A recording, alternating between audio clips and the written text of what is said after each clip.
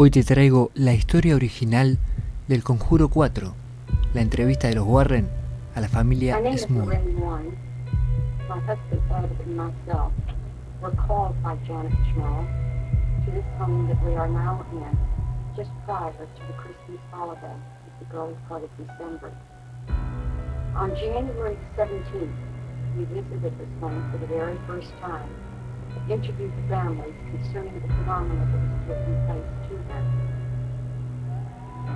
The phenomena began quite a while ago, but began to climax at this time. We are in their home again today on February 14, 1986.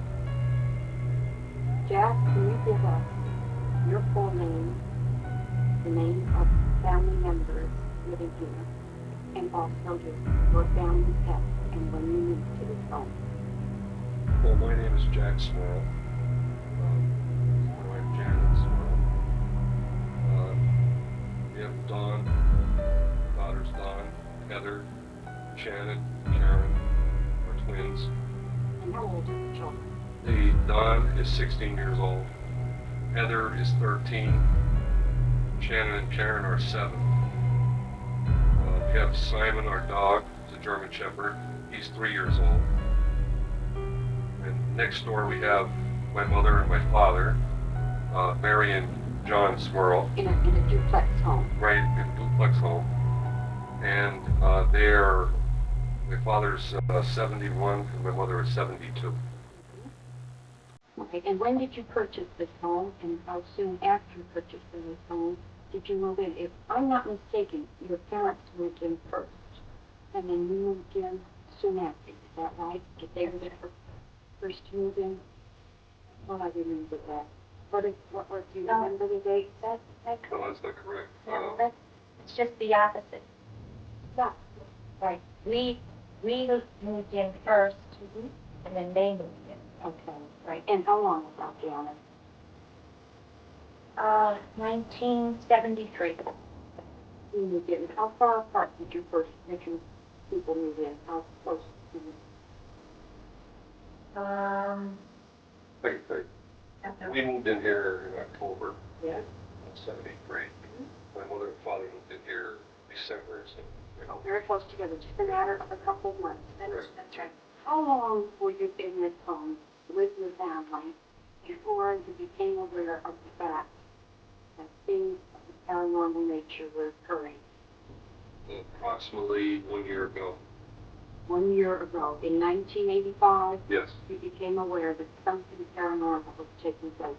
What preceded it? What do you feel might have triggered it? Is there any Ouija boards that were played with in this home? Was any children involved in any way with drug traffic, with seances held in the home? Anything of these nature that took place in the home? Not to our knowledge. Not to your knowledge, with any of the children involved, certainly not with himself.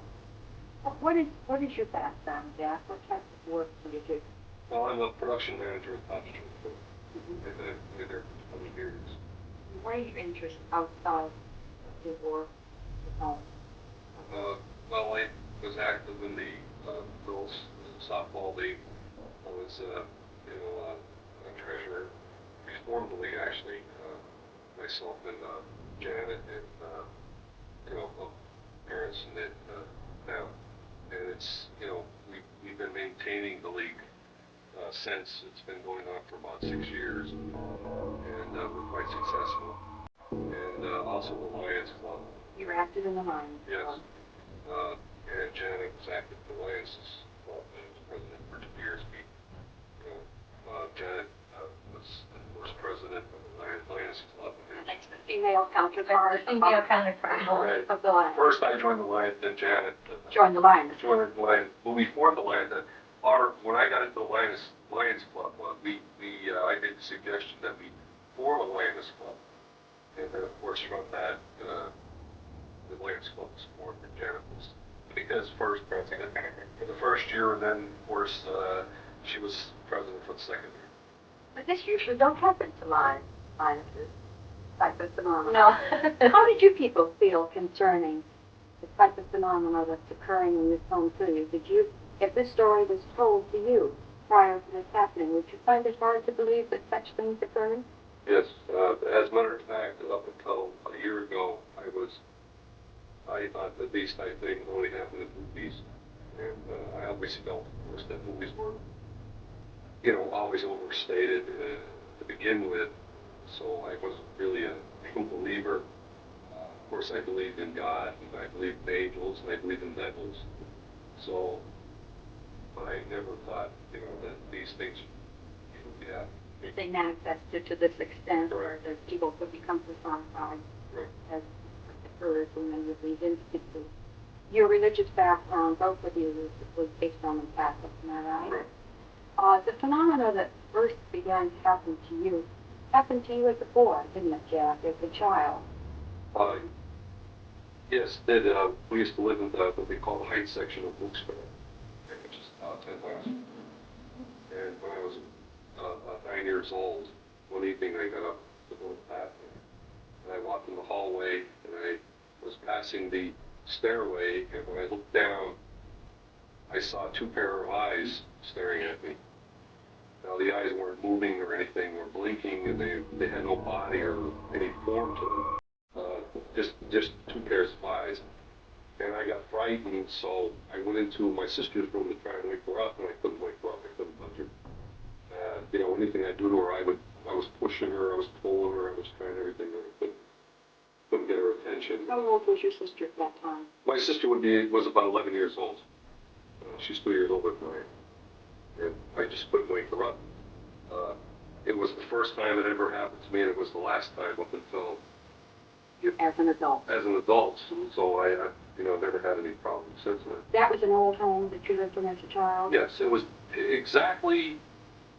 We lived in a double block, and it was built exactly the same as this house is. Duplex home? Exactly the same built. I mean, the rooms are exactly the same, the attic's the same, the whole house is the same. The only difference is that we used to live on where my mother lives now, next door here, when we lived up there. So this must have, aside from being a very ugly home, a special homey feeling to you. Yes. Being reminiscent of your childhood home. How old is this house that you're in? The house is about, best we can guess is, we didn't look at the deed, but it must be about 8 years old. 90? 90 years. 90 years old. It was built in the late 1800s. Now, the homes in this general locale where we are there other homes that are about to be as old as this home is? No.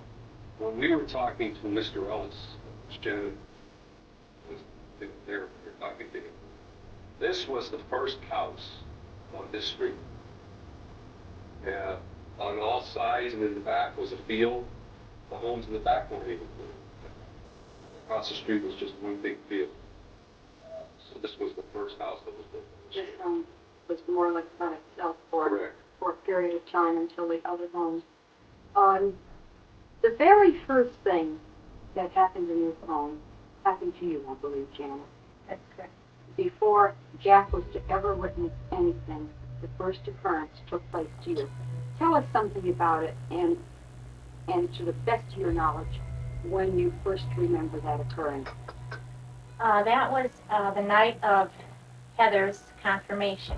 That was on April the 29th, 1985. Heather and Shannon and myself were in the kitchen, and I was pinning her collar onto her her confirmation robe. And we have a 4-foot by 2-foot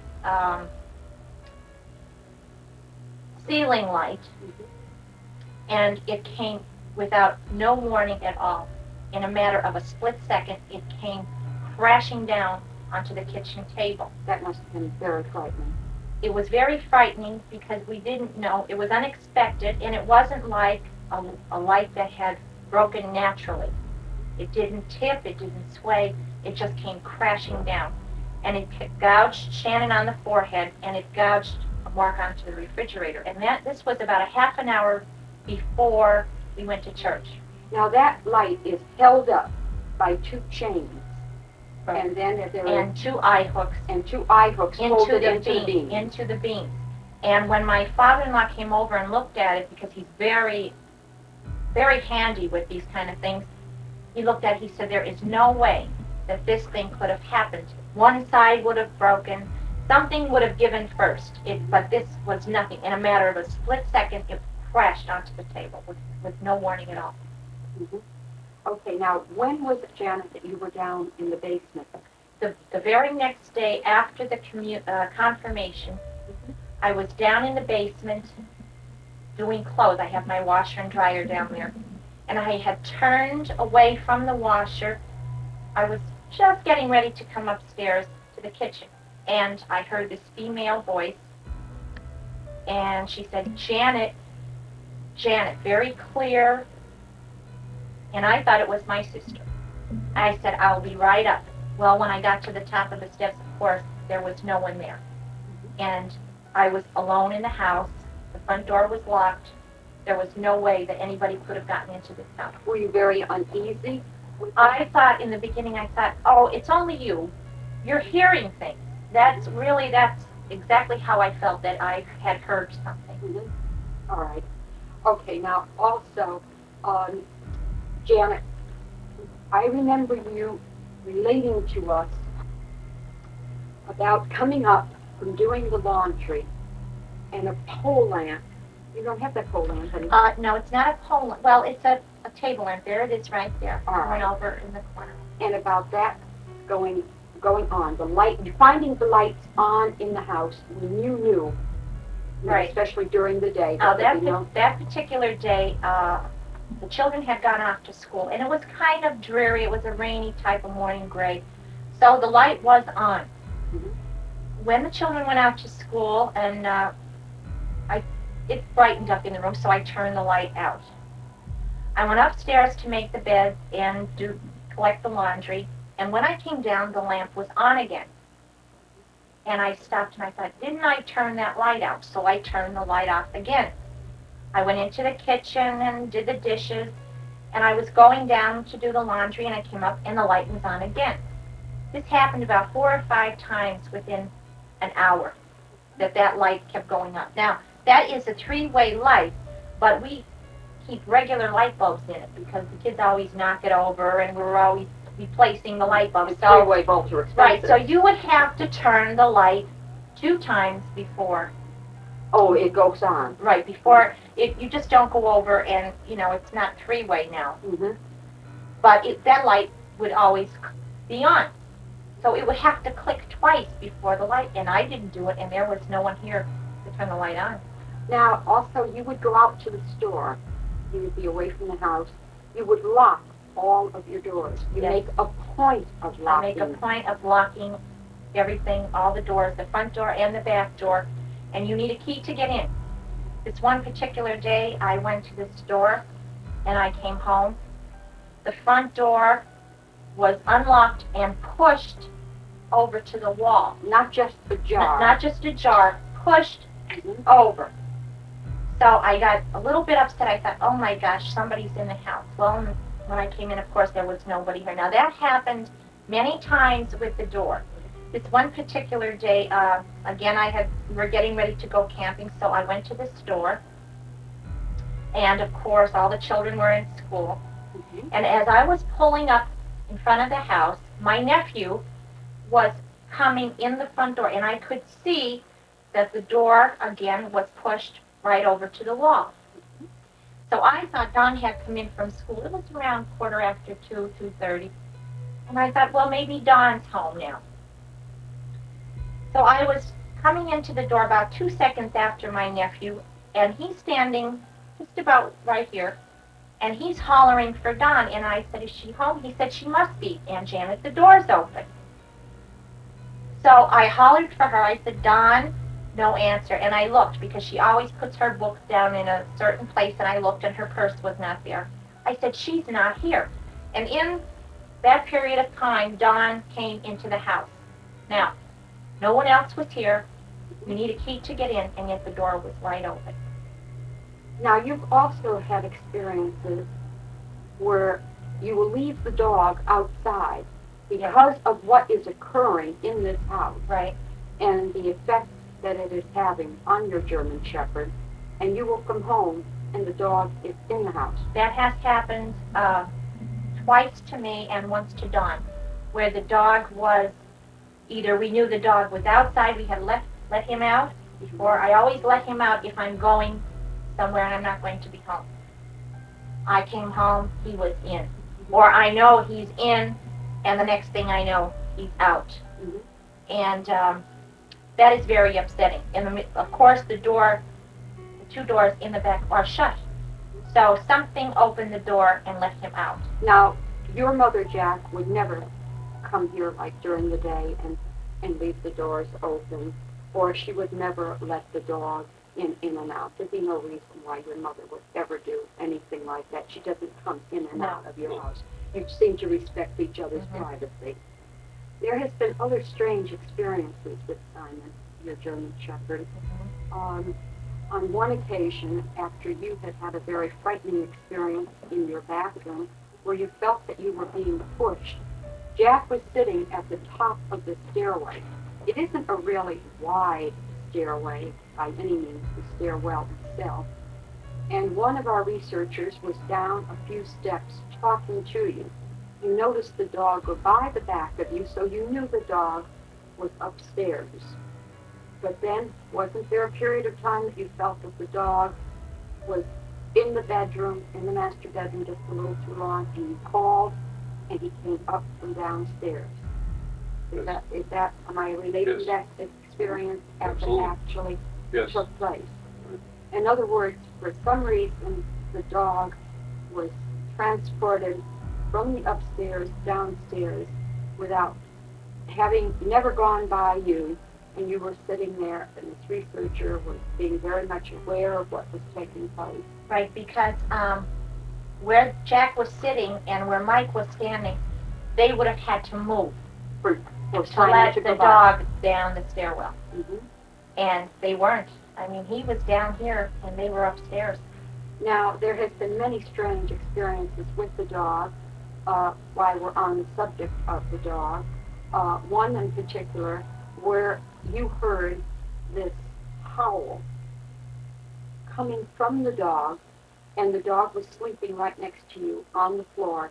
You put your hand on top of the animal, and you realized that it was not coming out of your dog at all. Relate that experience, Jack, as it occurred to you in the bedroom. Okay, one night we were laying in bed, we weren't sleeping as yet, and Simon started to howl. And it wasn't like a normal howl, okay? It was like something I would describe from the graveyard type. Very hair-raising type howling, and lasted for a long time, over a minute, okay? And what I tried to do first was I tried to take my hand off of the bed to pet Simon, and something was holding my hand back, and I couldn't move it. It was Something just invisible, though. right, Mhm. and I couldn't move my hand, and so I kept trying to push it forward, but I couldn't do it. So I pulled it the opposite way, and it finally let go. Then I put my hand on Simon, and the howling continued at all this time. I put my hand on Simon, and Simon was fast asleep. He was laying on his side with all four legs, on the, like on his side, fast asleep, very unaware of what was going on. Certainly was not coming from the animal. No, and no part of his body was moving at all. I had my hand right on his stomach, towards his shoulders, and there was no movement in Simon whatsoever. Would you say that the majority of the phenomena that happens in this side of the house, now I'm aware that it happens on both sides, both in the other half of this duplex where your parents live, as well as this side where you live with your 4 children. Would you say the majority of the phenomena takes place in the upstairs? About 80% of it. About 80% of it. Is it limited to one particular room? Upstairs? Mm-hmm. Yes, was In the beginning, it was limited to our bedroom. To the master bedroom. Right. That's where the dog was making this strange noise, and the closet door would open and shut. All right, explain that incident. In the springtime, you would be up in the bedroom, and all our bedroom closet door is a louvered door that does not have a handle to open and close like a regular door. It is a louvered door that comes together in the middle. You push it sideways, and the door comes together this way. It's on a hinge, and it's on a rod at the top. We have tried to do this many times, and we thought it was very strange. This door would open and shut, and there is no way. We can't do it. We've tried to do it, and it's impossible. You cannot open the door and pull it back. You have to push it in the middle. It's on a track. It's on a track. The door hinges out towards you, almost like An accordion. like an accordion. How fast would you say that is going? Oh, it was going very fast. It would be going back and forth, and you cannot do that. There is no way that you can do that. In the beginning, it would open the door and just leave it in that position. So I would go over and close the door, and it would do it again. But this one particular day, I was getting dressed, and I was sitting on the bed, and I was putting my shoes on, and this door started to go back and forth, back and forth. So I hollered at this thing. I said, will you knock it off? I'm in no mood for you today. And the door shut. Listen to you. So then I got up and I started to do something, and it opened and shut and opened and shut. And I said, didn't I tell you to knock it off? And it went, shh, door closed. It's totally impossible. My husband has tried to do that. There is no way that you can do that with that door. Okay, now you have also had numerous occasions in all parts of this house, on both sides, especially during the nighttime hours, where you are experiencing pounding and sometimes knocking sounds. Not all pounding. Sometimes you will hear them at the front door, feeling that somebody is at the door. How many pounds or how many knocks are usually associated with one particular incident? As of the last couple of months, most knocks are in threes. 3 knocks on the front door. 3, of course, is a very magical number, and many times the phenomena that occurs in these homes does occur in threes. 3 knocks on the back of the commode. 3 knocks in the corner of a room. 3 knocks up in the bedroom between the 2 double mirrors on our dresser, where there is a crucifix. Now this just happened as of late, and that disturbs me because it never bothered a religious item before. Now it has banged under a crucifix, and it has banged in the center of a rosary that hangs from my oldest daughter's bed.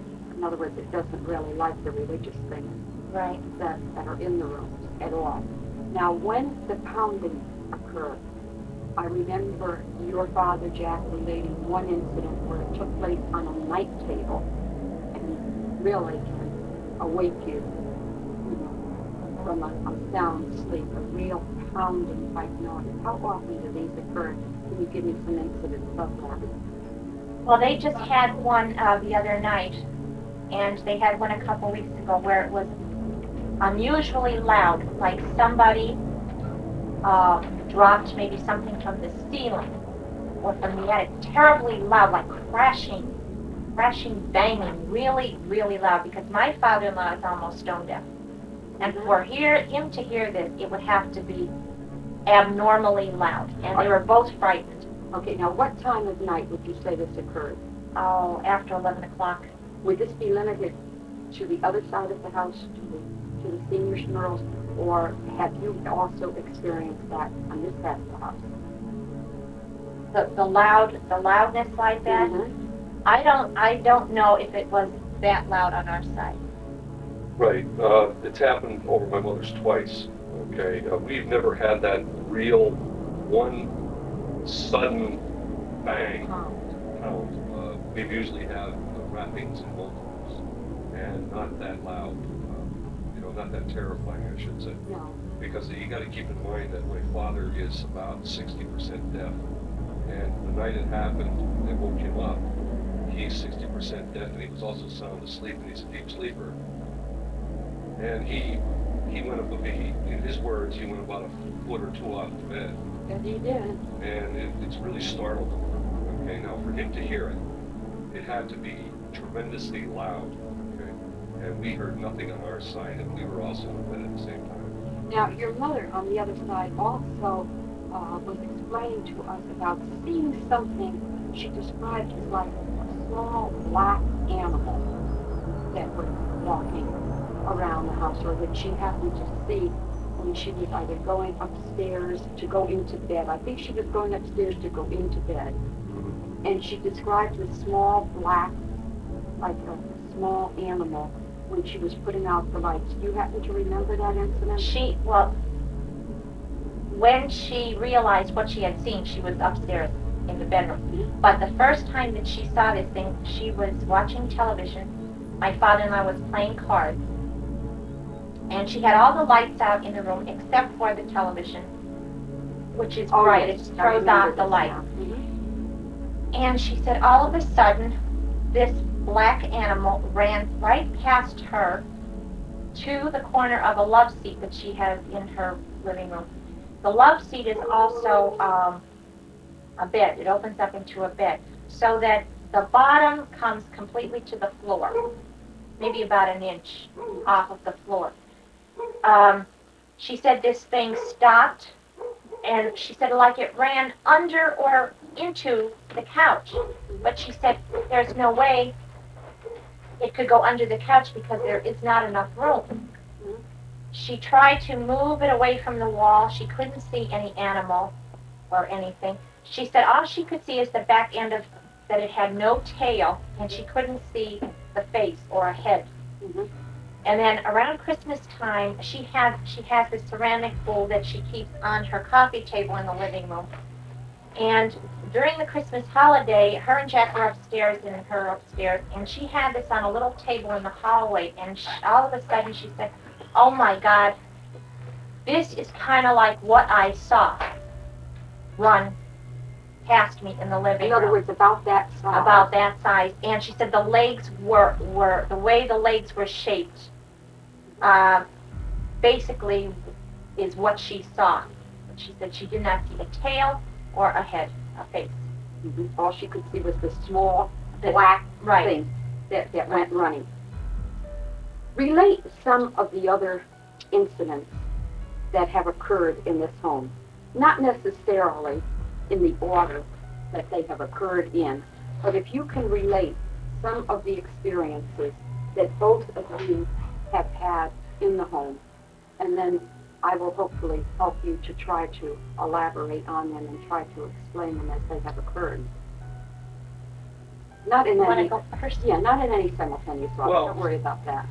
I think the very first thing that ever happened in this house that I can remember is one night I was laying in bed, and I always sleep on my right side. And I was laying there, and I never sleep with the covers over my shoulders. I always sleep with my arm on the outside. And Janet sleeps on my right side, so I was facing Janet and away from our closet that we had so many problems with at the beginning.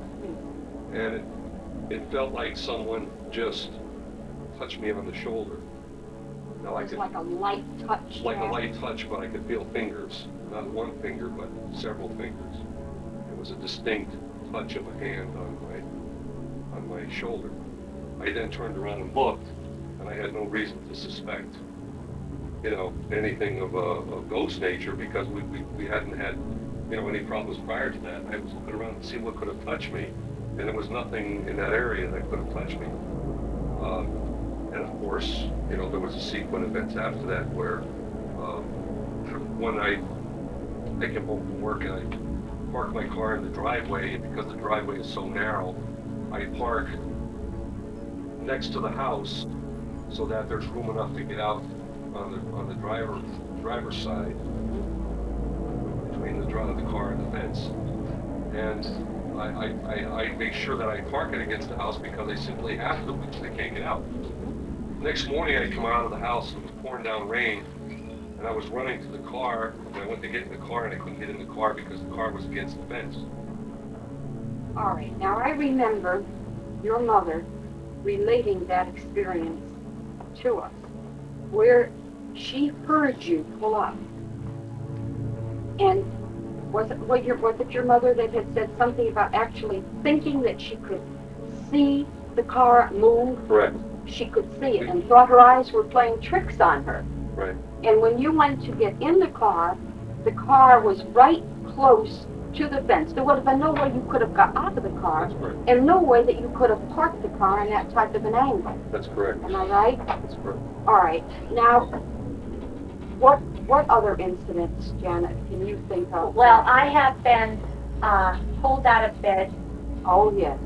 I have been, after your first visit, I was hit. It hit me. What part of your body did it go? Always my legs or my feet. I think this was about in June. It was very warm this one night, and I couldn't fall asleep. And all of a sudden, I heard these voices. And they were very loud, very clear. They were saying, female voices. One woman was saying, "How many times do I have to tell you? I'm sick and tired of telling you. What am I going to do with you?" And she carried on and on. So I thought it was my mother-in-law. I thought, what is she doing at 20 to 1 in the morning, hollering at my father-in-law? But that wouldn't be characteristic of her. No, it's not like her at all. And especially him. Once he goes to sleep, There's no communicating. no, you can't wake him up. So I got up and I thought maybe it's the neighbors. So I looked out of the window and all the homes were in darkness. So you knew it couldn't be So coming from any of the homes. Right, so I got back into bed and I could hear this terrible walking up and down the hallway, very heavy, like somebody weighed 400 or 500 pounds. Terrible, frightening walk. And I laid there and I was scared to death. And I thought, am I the only one that hears this? Mm-hmm. You must be going crazy. So it stopped and I got up out of bed and I came down here All by yourself. all by myself and I opened the kitchen window because it was very warm and I came in here. Simon came with me and I had a cigarette and I thought, well, I'll just wait a while. And as I'm sitting here, the heavy walking was continuing. Back and forth Back in your and home. forth in the hallway, and I thought, am I crazy? My whole family's upstairs. So I put the ashtray on the kitchen table and I left the window open. That's how I knew I wasn't dreaming in the morning. When I went back upstairs to bed and I got in, it was banging like somebody had fist and was banging it on top of our triple dresser in the bedroom. I tried to wake Jack up. No way could I wake him up. I had my whole body wrapped around him, trying to pull him to awaken him, and I couldn't. This is what we refer to, of course, as phantomania, or psychic paralyzation. That was what occurred to you, Jack, probably as a child, when you had tried to awaken your sister when you were so frightened. And you shook her, and there was just absolutely no way that you could bring her out of that very unnatural deep sleep that she was in. This is now occurring to you, Janet, when you are trying to awaken your husband. And that's happened many times where I could not awaken him. And after I lay there, the dog was very restless. He kept pacing back and forth, back and forth. He came over to me because he knew I was awake, and he put his mouth on my arm, and he tried to pull me out of the bed.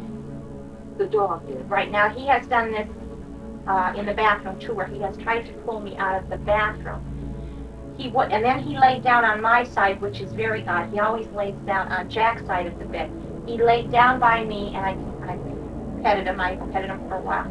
Like he did not want to leave my side, and I could not understand why. I was the only one in this house that heard all this all night. It was all night this carried on. Now, most likely, the other members of the family were in this phantomaniac state because it was meant to occur to you. It was meant to frighten you. It was reaching out to you, and it was meant to do it in a terrifying manner.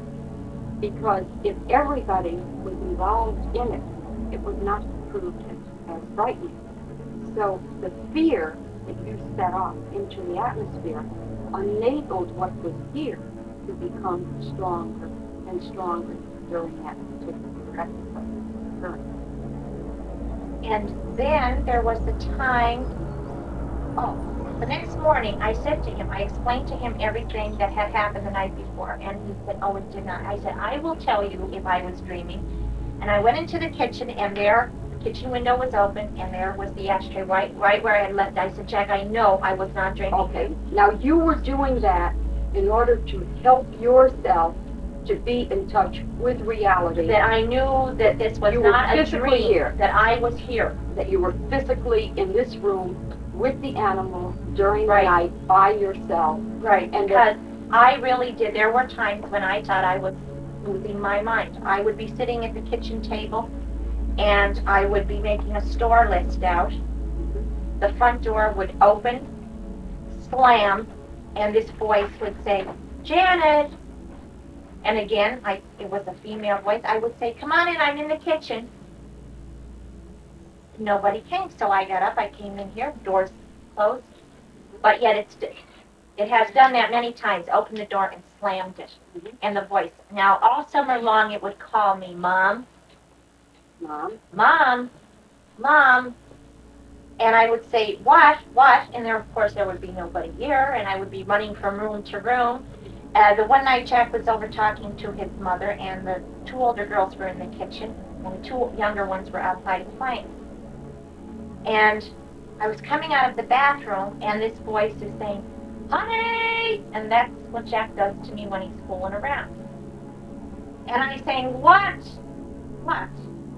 Well, no answer. I go down to the bedroom. He's not there. I come downstairs. I said, what does your father want? Where is he? Dad's not here. He's next door at Grandma's. So I asked him, I said, were you yelling up to me? He said, no. Most of the time, it is a female voice that I hear. okay. Now, how long ago was it that you were in your bathroom and you had, I believe you had a towel around you, you were getting ready to take a shower or a bath, and you felt physically pushed towards the bathroom? That was over on Grandma's side. That was on ground. Grandma was washing, and she felt that she had a towel around her, that she was being pushed Into the, towards the tub, and she has the safety bars, and she said she was holding on to the safety bar it was that frightening. because she really thought she was going to go into the tub. Now, I have been, as of recently, one night I went up to take a bath because I don't take showers anymore. I have been scalded a couple of times. And as I was sitting in the tub, I could hear this whistling in the bathroom. So I immediately called for Jack, came up, and I said, there's whistling here. He looked, I said, look outside, maybe there's somebody, the man in the back is out, and he said, there's nobody around. Then a night or two after that, Dawn was up getting dressed, and it was whistling in her bedroom. So it has been whistling, and whistled over Jack's mother's side. This was just all in the last 2 weeks with the whistling. The humming, it's been humming, trying to almost like sing a song. Now that's new, that type of This thing? is all within the last, well, Christmas time it did hum and it did whistle during the Christmas holidays. You also have a lot of incidents in the home where you hear water running. You went over to check your mother's toilet and found that it had flushed. How many times did you say at one time? It was me. I was in our side, and I was taking the shower. And after I got done taking a shower, I was, wiping down, and I was getting ready to get out of there, and I could hear the water running over my mother's. So I said to Janet, I says, come here for a second. And she came in and she said, that's water running, but it's your mother's toilet. So when she mentioned it, then I kept the mirror next to the wall, and sure enough, the running water would last for maybe 20 seconds, and then it would stop. And then it would be a matter of another 20 seconds, there would be nothing, and then the water would run again. So I was standing there listening, and as I was getting dressed and everything, I just paid attention, and sure enough, it was in cycles. The water would run, and then it would stop, and then it would be a period of time in between, and it would flush again. So then I could hear, I put my ear really close to the wall, I could hear the commode flushing. So I got dressed, and while the time I was in there, I must have did it 30 times. About 30 times. About 30 times. And then when I came downstairs, I grabbed a hold of Don, and Don and I went over to my mother's, and I had to open the door with the key. We went up to my mother's bathroom, and while we were standing there, it did it right in front of our faces. So what I did was You actually seen this happen? Yes, in front of you. yes, right.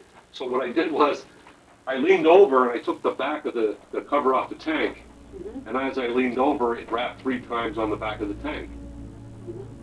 So me and Don just stood there looking at each other, and then I looked into the tank and I pulled the ball up, and then I dropped it down again, and after that it stopped. Okay? Completely. So I leaned over to put the cover back on and wrapped 3 more times. Then it seemed, Dawn and I, it just seemed like it left the bathroom. It knocked 3 times up inside the shower wall, then it knocked out inside in the hallway, and then it seemed like it headed down towards my mother's room because of the way the knocking were, and it kept knocking all the way down. All the way down the hallway. Right. Now, Jack, you have had numerous disappearance of objects in this house. Some things have been returned, like things with the children, but there have been very important things of yours that have not been returned. Can you tell us some of the incidents personally to you, and then allow Janet to relate some of the things that have happened to her and the children who are disappearance of objects? Sure. I had a bracelet. I had brain surgery 2 years ago, and I have a stainless steel bracelet, a prophetic alert bracelet, which says that, you know, I could have seizures, and that I am also allergic to penicillin. Okay? And it has a chain. It has a special lock on it. It's special made so you can't lose it. Okay, that's the reason for it. I never take this thing off except when I take a shower. Okay. Now the one night I went up to take a shower, and I took my medal off, and I took my bracelet off. I put it on top of the towel cabinet in the bathroom. While I was sitting on the commode, I was cutting my toenails. I could hear 3 raps on the wall. In the bathroom. Right, but along with the 3 raps, with the first rap, I thought I could hear the ting of metal. It was like unusual. It was 3 raps on the wall, but yet on that first rap, there was like a tinging noise, like metal against metal. Yes. Type thing. Yes. So I didn't pay any attention because this is common happenings in our house, so I continued to cut my toenails, and it rapped 3 more times. But this time it was just 3 raps, no metal noise. So I got in the shower, I took a shower, I come out, I put my medal on, I went to put my bracelet on, my bracelet was gone. I never left the bathroom, never opened the bathroom door. I took everything in the bathroom and I emptied it. I looked in the commode, looked in the waste paper basket, where the towels were, the hamper, moved everything.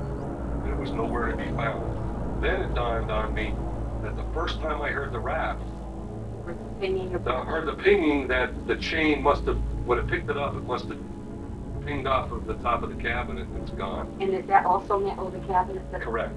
Correct. That's also metal. And I haven't seen it since. It hasn't come back.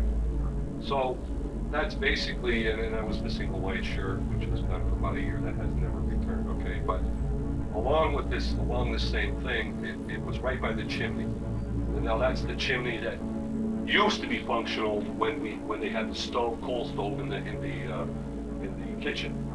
Okay, it's no longer functional because when we had a new roof put on the house, we had it knocked off at the roof line, so that the chimney is just basically just standing there, and it's of no use anymore. So Janet and I both had the feeling that possibly this could be the place, because this is where I heard the pinging noise, that this could possibly be the place in storing these things. So on one Sunday, I took the ladder, we went up into the attic. Well, the first time was, I think, was a weekend also.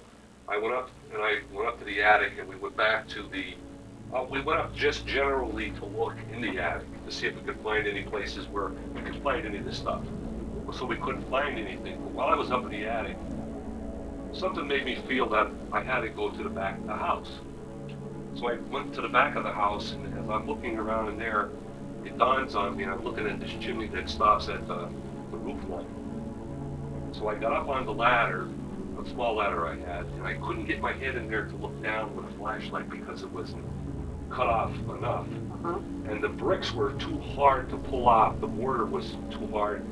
So I said to Been there a Janet, good many years. right, and I said to Janet, I said, well, I said, I'm gonna have to come up here with a hammer and a chisel and stuff, and I said, I'm gonna have to take this thing apart, because I said, you know, this mortar is like iron.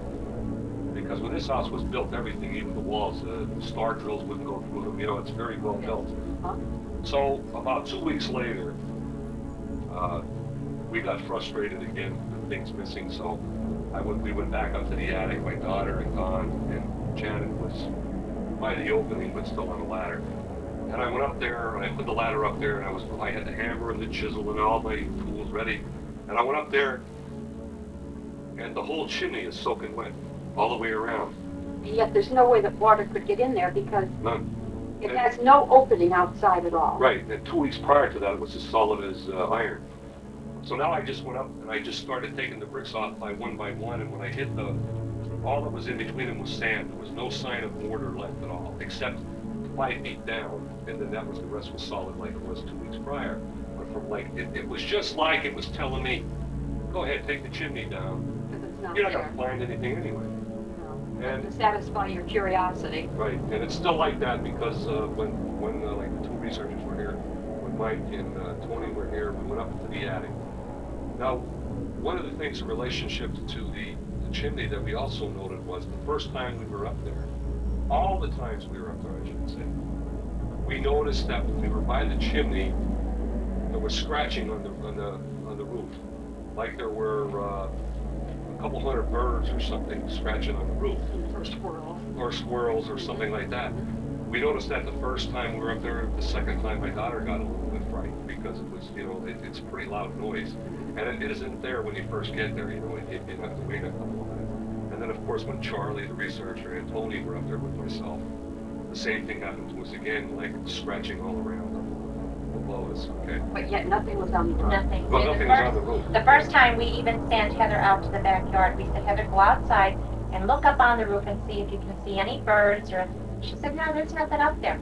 But yeah, you could hear this, and it was loud, like a loud scratching.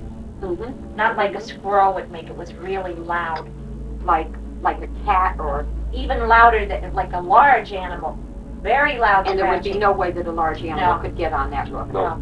No. Absolutely not. Now, you had something disappear. I believe it was a piece of jewelry that had been returned, but it had like mortar dust on it Yes. when it came back. Is that what led you to think, Jack, that your medical bracelet might be in that chimney? Yes. Okay. What was it that you were... These earrings, I've had a few experience with the earrings. It's not that they're very expensive because I do have expensive ones, but these were just maybe $10 or $15. But I liked them because of the way they were made. They were made so that a piece goes, it was all one piece. You didn't have to have a backing on it. The piece would go through your ear and it would have a special lock on the back. The first time I wore them, that I had something happen to them, we were camping, and it just so happened I had left them on at home. I didn't take them off. And well, we were there overnight. In the morning, I got up, and I left them in my ears when I went to bed, so I wouldn't lose them. In the morning, the earrings were gone. So we looked all over for them. Jack and the kids, we shook the sleeping bags. We took the whole place apart. We couldn't find them. In the meantime, I made breakfast. I was brushing the girls' hair. I went to do the dishes, and when I pulled my hands out of the dishwater, the earrings were slipped onto my finger. Onto your over your finger, like the rings. Right, just like a ring. Mhm. 2 of them. And I thought, I would have seen it. I would have seen them long before this. So they were not on my hand when I got up in the morning. The second time they were missing, I had worn them on a Wednesday at home. And I took them off, and I have a place I put them because I wear them the most. When I went to get them on Friday, the earrings were gone. Could not find them. The kids looked. I said, well, maybe I took them and put them in your jewelry. We looked every place. Could not find the earrings.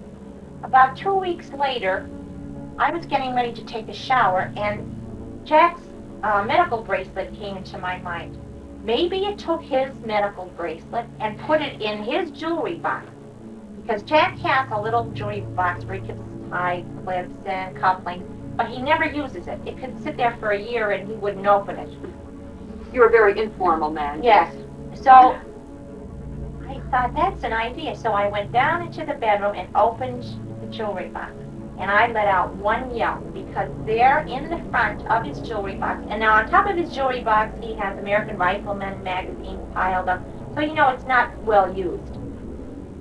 And when I opened it up, there, as nice as you please, were my 2 earrings standing straight up side by side. When I took them out, they had like a coating on them, like a soot residue. I had to scrape it off the silver. Like almost like a pasty type. That's how, I don't know how long the earrings were sitting in there that way. Now, also there have been things of the children. If I'm not mistaken, I think it was one of the older girls had a new pair of jeans That Dawn had laid out, and I think it was the younger girl's rosary beads. Dawn was getting ready for school this morning, and she came down in a fit because her new jeans that she had laid out on top were gone. And because there's such difference of size, you can't even say, well, Heather took them, because Heather wouldn't fit into them. So I said, now, Dawn, they have to be here. She said, Mom, they're not. She said, I looked in the closet, I looked in the drawers, I looked in the bathroom. I said, well, maybe it's in the hamper, maybe it's in the laundry basket. Could not find the jeans. When she came home from school that day, she went up to change her clothes. She opened the drawer, and they're right on top where the jeans again. Now, it has taken clothes, it has taken bathing suits where you look for them. It does take a lot of clothing. The incident with the rosary beads, Heather always had them in bed with her. I said to her, she said, they're gone. I said, Heather, well, you know, when you sleep, maybe it's in the pillowcase, maybe it fell down under the bed or through the side. No, Mom, I looked. So when they all went to school, I went upstairs. I stripped the beds down bare. I took the mattresses off, the mattress covers, the sheets, everything. Shook everything out, empty the waste paper basket. Went on my hands and knees all around the room, and I could not find them. So right before they come home from school, I thought, well, I'm going to go look again. When I went up to look the second time, on top of the made bed was Heather's rosary, because it was nice and true, but they had come in. Have there been other incidents in the home of disappearance of objects other than what we have related? What, Jeff? One of the things I think, the first time that anything really started to be missing was over my mother's. My mother would have, again, not anything of real value, just something that she would notice that was gone because she uses it constantly or frequently. Like her makeup kits would be missing. And of course my mother would say to the girls, did you take my makeup kits? Because the girls were starting to use, just the 2 older girls were just starting to use makeup and stuff like that, or maybe the babies moved them, the twins. And my mother would have jewelry missing, and it would be missing for a couple of days, and then it would turn back up. In almost the same exact spot where it was found to be missing. But it was found always in an obvious place. Or her spoons, I believe, all her spoons were taken out of her drawer. And she was, blaming the kids, saying, you guys are digging in the yard, you're taking all my spoons. But then she never realized that all her spoons were gone. So her spoons started showing up a couple at a time. It took several days for all her spoons to come back. Very, very par for the course, really. It has very common for this type of It has taken sheets and towels and baking pans, household items. It takes, not that it's expensive, or just enough for you to know that it's missing. When you go to use it, it's gone out there. Well, where is all my brown towels? And I used to say to the kids, what do? Take them to school and leave them in your locker for a month? Or no, I had a yellow one today. So it was, after a while, one brown towel was returned, then another one, then another one. They'd be returned to the obvious right. They would be returned right where you thought they were in the first place. My mother also, speaking about obvious, my mother a couple of months ago wanted to make something which required canned mushrooms. So she knew she had 2 cans of mushrooms downstairs in the cellar where she stores her canned foods, because she bought them specifically for this purpose. She was making mistakes on it. So she told my father when he was down, bring up the mushrooms. So he went down to look for the mushrooms. They were gone. Now, she knew she bought them. She knew she had them. So obviously she couldn't find them. So my dad was going to the store. So she told my dad, pick up 2 more cans of mushrooms, on your way back. So he brought them back. So she used them. She went back downstairs for something else, and there they were, sitting right where they were originally. And type of thing that's obvious. She has a pair of, my mother also has a pair of slacks that she wears, daily slacks around the house, okay? She likes them because they're nice and soft and everything. And one day she couldn't find them. She knew she washed them, pressed them, and she put them in her drawer. The next day, she went to get them, and they were gone. Now, they were missing for a couple of days, and then they showed right back up in the same drawer, in the same place that she had them previous. Just things to be annoying. Correct. Cause problems, maybe cause arguments amongst the family members, or just to cause a lot of, turmoil and trouble. The biggest problem we had in relationship to that, causing the problem between the families, the only problem we had that we can recall was my aunt was staying over my mother's for a couple of years because she was, trying to get an apartment over here in the high-rise for elderly people, okay? And we noticed in the summertime that my mother and my aunt were talking to her. She had time. So this They weren't talking with They weren't talking to us at all. They were ignoring us.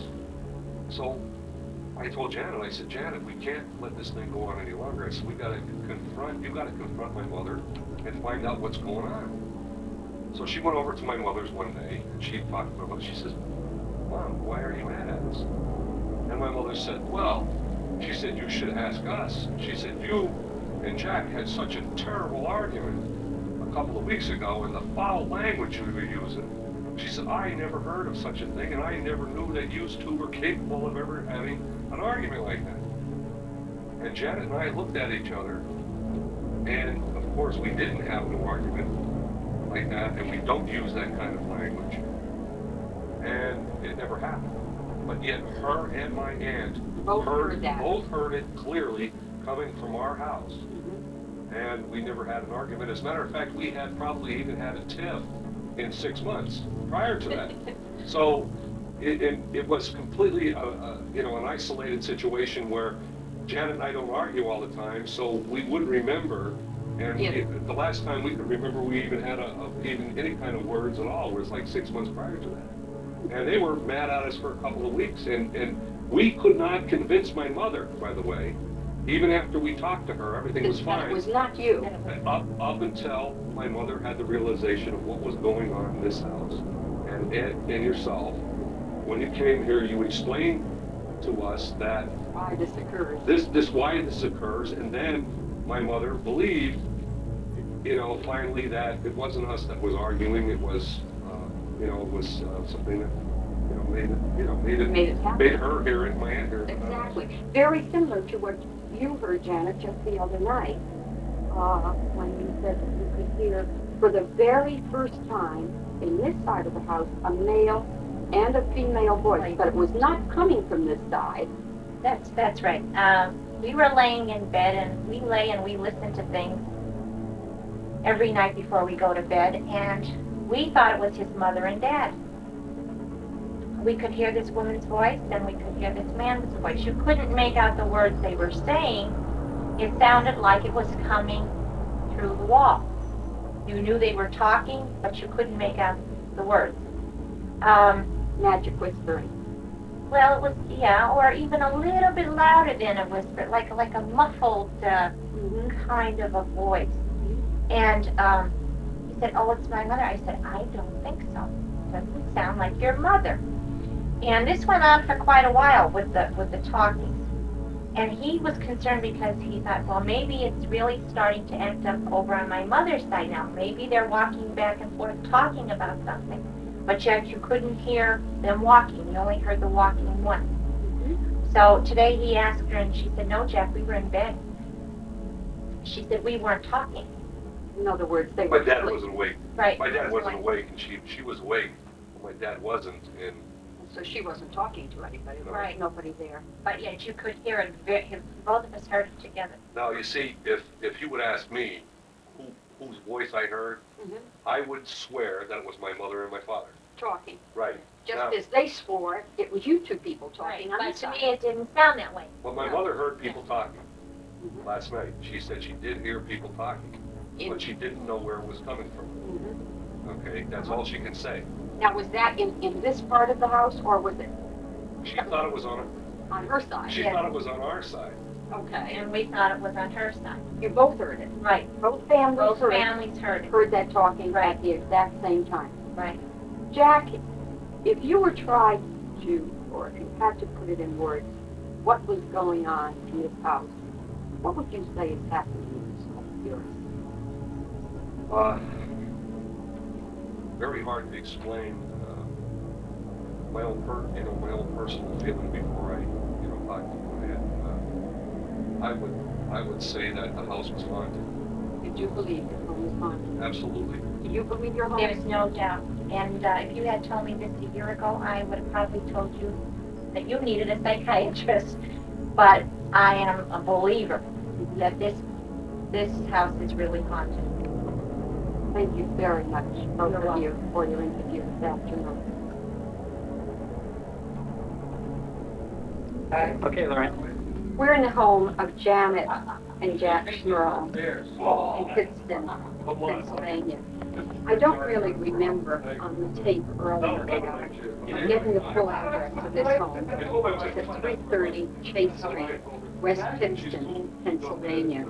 This February 14, 1986. The living room that we are in, we gave reference in the interview to a lamp that had a three-way switch on it, although there was not a three-way bulb in it, that would keep going on and off. The door just behind you, Al, is the door that the family on many occasions not only would find ajar, but would actually find often against that wall. We'll now go on to the second floor level, where most of the phenomena that has occurred has actually taken place. Members of the Smurl family, Dawn, the twins, Heather, their German Shepherd, Jason, are all sitting here. These are the four children, their dog, and of course, Janet Smurl.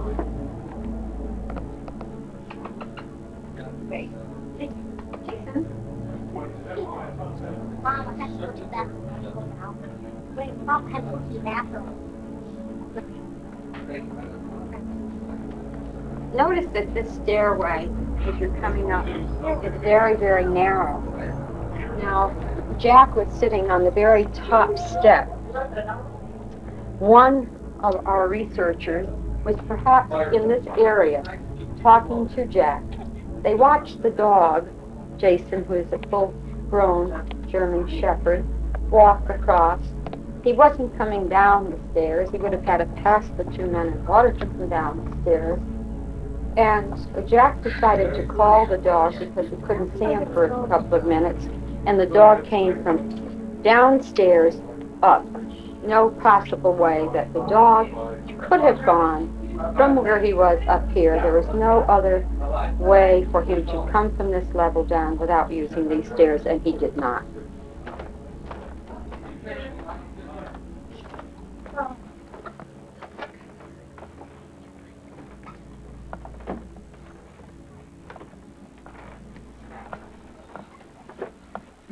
This is the hallway where the family has experienced the rappings, all the way down the hallway where they have experienced the voices, some sort of magic whispering, but they also are able to distinguish the fact that there are a conversation going on between a man and a woman. We're now entering the master bedroom. The master bedroom is where a good deal of the phenomena has occurred, where Janet, sleeping on this side of the bed, has been pulled out by her legs. The dog, Jason, will sleep on this side, I gave reference earlier to the howling noise that would come from the dog. This is where he would be laying. This is where Jack was hit. But I think one of the most outstanding things is the fact, I will show you how these drawers work. Now it's kind of hard to have them swing, and yet this is how they will swing back and forth at great speed when the infestation or phenomena is occurring. Actually, I'm able to move them a little easier than we were able to move them early on. At times, it will only be that Janet would find it a little ajar. But on this one occasion, when she was in the room, the door was going in and out very, very quickly. These are also the walls where they will hear and experience the rapping sounds. This television set, although I don't remember discussing it during our interview, unplugged or not on, will become illuminated like a bright light. No picture on it, but they will actually see that light up. They will get a buzzing sound that seems to be associated with this tape recorder that is on. The buzzing sound actually is probably not coming from the tape itself, but actually altering the state of consciousness of the people in the room, Jack and Janet.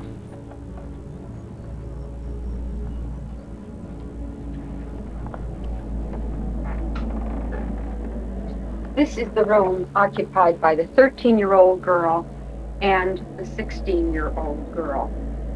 Most of the phenomena that occurs in this room seems to happen in and around the closet area, although in this room we have had the disappearance and reappearance of personal objects of the two teenage girls. This is the closet area, and especially in the back of this closet, where they will hear much of the rapping that takes place in this bedroom in particular. Now, in the room of the twins, the two little 7-year-old girls, there seems to be very little that actually happens in this room. This is a very tiny, little, small room. Although the family described something that was rather strange. When they first purchased this home, this room was a little bit larger, but they have enlarged their bathroom, which has kind of reduced the size of this room. But it was on this wall when they first moved in that there was an opening. Not an opening where you would have a stove or any form of heat, because there was no chimney behind there. And then up from that hole was a dark mark on the walls that no soap and water, no detergents, and certainly 4 coats of paint could not cover. That is the reason why this room is paneled.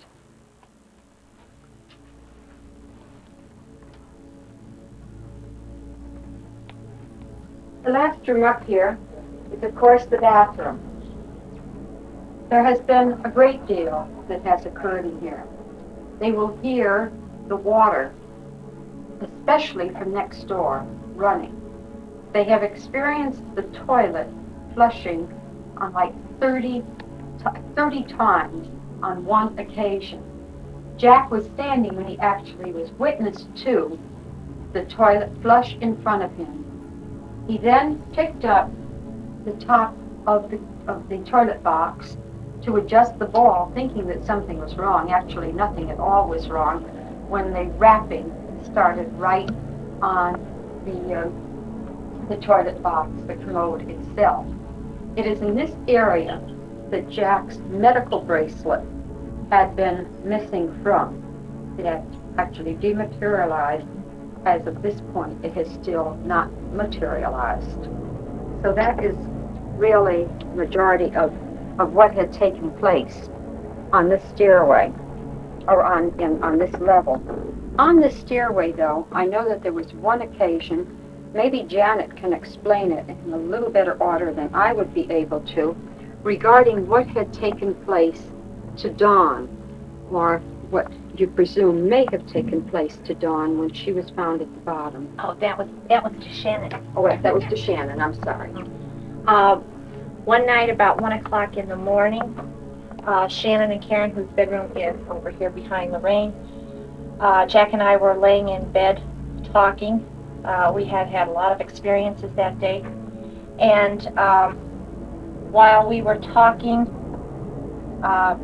we heard this terrible bang. And Shannon was laying at the bottom of the landing there. Now, if you walk in my hallway or my steps, they do have a creaking noise, so that if she were to walk through the hallway, we would have heard her. Because we always know when the children are up, we can tell you who is going to the bathroom and who is walking. Shannon was not walking. We did not hear any footsteps at all. She was found at the bottom of the landing, and she did not remember how she got there. Jack, or not, John and Mary Smurl, we are here at the home of the senior Smurls. We have been investigating the phenomena taking place in their son and daughter-in-law's home.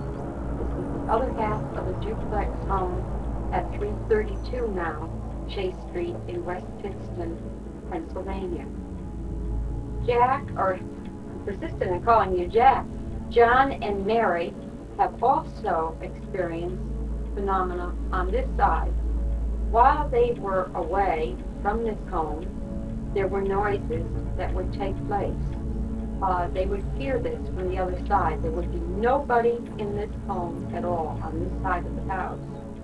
When Mary and John came home, they had found a china cabinet in the kitchen had actually been moved. How far away from the wall had that been moved, Mary? About 18 inches. About 18 inches, full of china. Yeah. Right? Now, is that something that you could really move that easily? No, it's hard, very hard to move. I could move it. Well, No. no. But nobody was in the house. Nobody was in this home at all. Now, there have been other things that you have been witness to. You people have experienced heavier pounding sounds than they have next door. Now, you're a little bit hard of hearing. I understand you lost 60% of your hearing. Yeah. But you could hear these noises. Oh, yes. What did you hear, John? Like a crash. Like a lot. How close to you did that occur? You think it was right on top of you? Like it was right on top Right of on top of the bed. It was like where the night table would be? Yeah, between that No, and it the could be closet. over like on the other side of the bed, or else it was either there or up over the top, like, you know what I mean, in the attic, like, because if you hit it up there, it would be the same noise, practically, you know? Mm-hmm. And, but we had the pounding in the closets, and on my night table every night, I have it.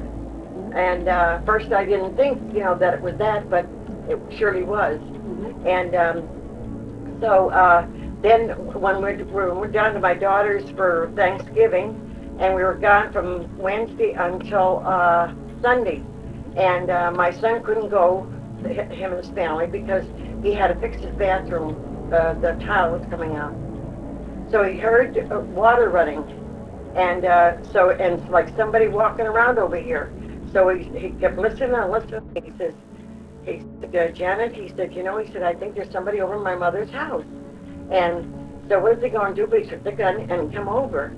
And he looked all around, but he couldn't find anything. But my cupboard doors were open, and there was water in the sink.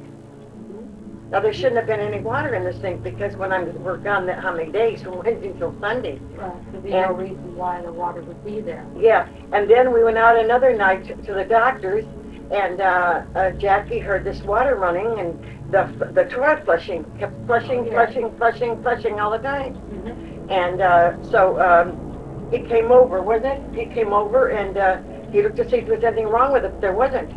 There was nothing wrong with it. It was just that it was flushing. Now, you were in this room, Mary, in your living room. I was here. sitting over there. You hear about the animal? Yes, I was explain sitting about right there, and my husband went to play cards that night. It was a card night. And Dawn, she was left back because Jack and them went up to the Ponderosa, and I was here by myself.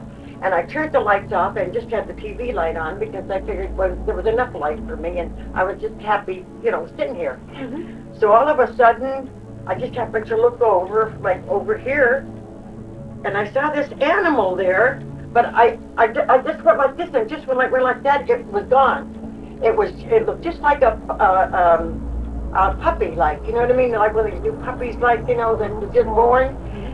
But it didn't have I couldn't see the head that was down, and I couldn't see no tail. And what color was it? It was sort of a brownish, like, Dark? dark, yeah, Dark color. Yeah, dark color. Did that frighten you?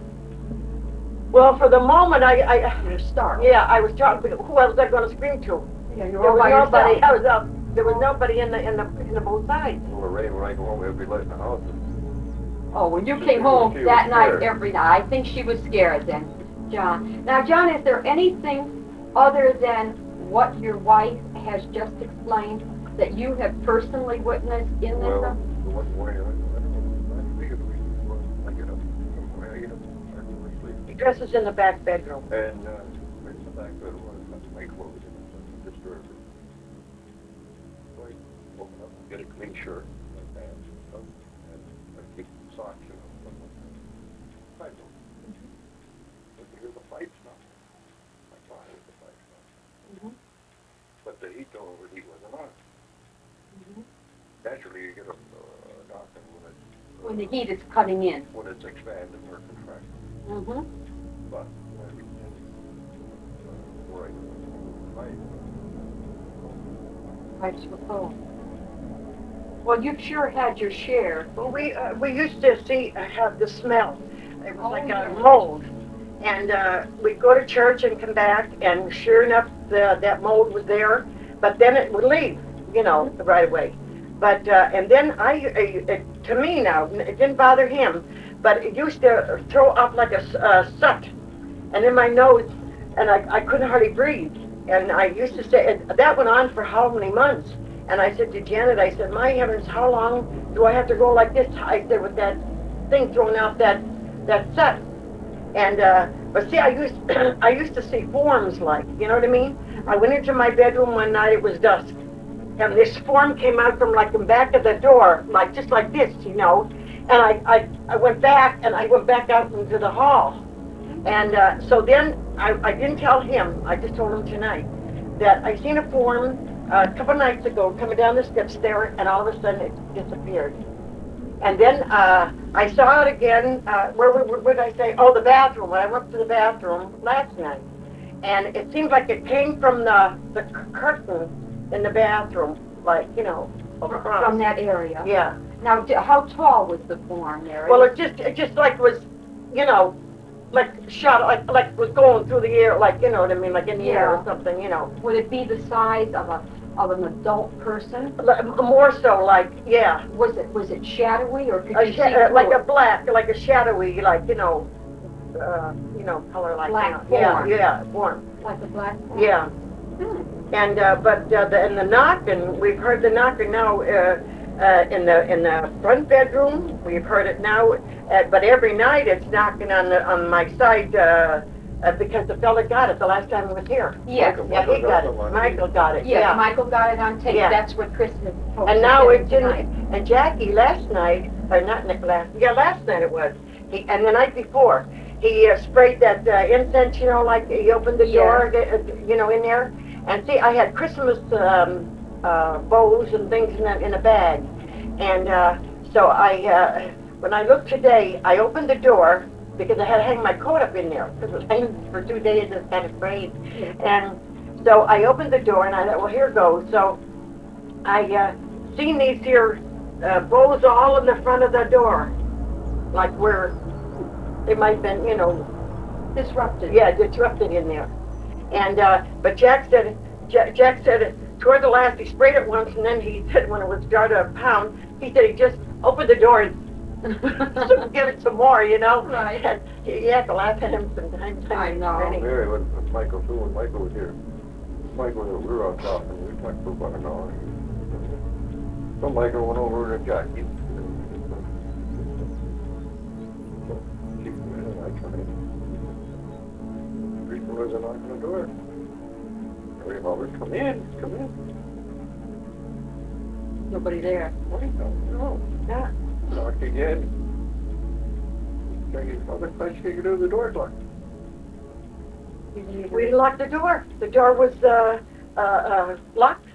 And I said, well, gee, because when they left to go over the house, I heard him done the rest of the dishes that was there and all, you know, and I didn't even touch the door, neither did he. And so then we went to for ashes the other day, and I know I locked the door. Mhm. And so here when we come back, the door was unlocked. Just the same as what Janet and Jack experienced Yeah. in their home. Yeah.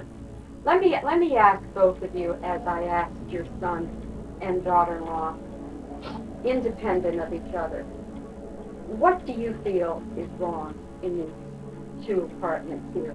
Do you feel that the phenomena is of a haunting nature? What do you really feel? Yeah, I think so, because you feel very uncomfortable. How about you, John? But we try to keep our For me to say goal. what I like, because You've never experienced it before, huh? No, I had a rough life growing up. I swear to God, I never treated my grandchildren. Did? No. No, I don't No, think I you're mean- that type. Yeah, But you don't know. I believe, You believe. Especially when you're experiencing it. no, well, you didn't have to experience it. Make stories. Some people will say, well, how old is your mother-in-law? Oh, she's so-and-so. Oh, she must be going through the, what do they call it? What do they call it? Change of life or senile? Senile. Oh, Mary, I would never take you for And what do they senile. call it? Janet says, holy cow, she said, my mother-in-law is anything but senile. She said, Oh, no. the kids don't let her get senile. No. No, because everybody, even the doctors, they couldn't understand how old I was or anything. I'm very, very surprised. Yeah. Tell us, I imagine you're very proud of, how old are both of you? I'm 70, well, I'm 71. I'll be 72. Well, God bless you. It's not the one that you looked at. 49 years. 49. Oh, next year you'll be your 50th. Yeah. Really that long. And my daughter is going to be my daughter is going to be her 25th Oh, this that's year in beautiful. July. Oh, that's Yeah. Well, thank you, both of you, very, very much. Well, we had trouble, you know, up in the Ponderosa. Oh, I know. We just got a new camper, and it was pounding, and we didn't know what it was. And tell her what happened to the door. That when we're ready to come home, and the door used to open and shut all the time. We Good. were quiet for a couple of weeks. We were all ready to come home. Jackie had to We go had a over. jacket up and everything. Yeah, You mean To in close your it. camper while In the you were camper, here? The yeah. outside door. the outside door. We had everything put away, and the water disconnected, everything put away. So we were going to close the door and go. You know, and Jack was all tired out just trying to do that, and we were tired out. We were nervous wreck, and then we had pounding on the back of our camper. We had somebody trying to get in the door, pounding on the door, and he went there to look, I thought it and was there was Dawn. nobody there. We thought it was Dawn, but Dawn was supposed to come and sleep that night with us. But she came in later on, but she wasn't out there because he went out. And when you're camping, you only take your shoes off. Yeah, that's right. It's cold up there. That's right. Well, thank you very, very much. I really appreciate You it. probably got everything probably done. Oh, I from did. before, Thank you yeah. so very much. Yeah. It's my bad side, you know. Well, we can't understand, I mean, You this might your stuff, be we... Chris, my other, that, Yeah, bad the side. Chris that's there. He is Chris. Espero te haya gustado el video. Déjame en los comentarios qué te pareció, dale like, suscríbete y nos vemos en el próximo. Que duermas bien.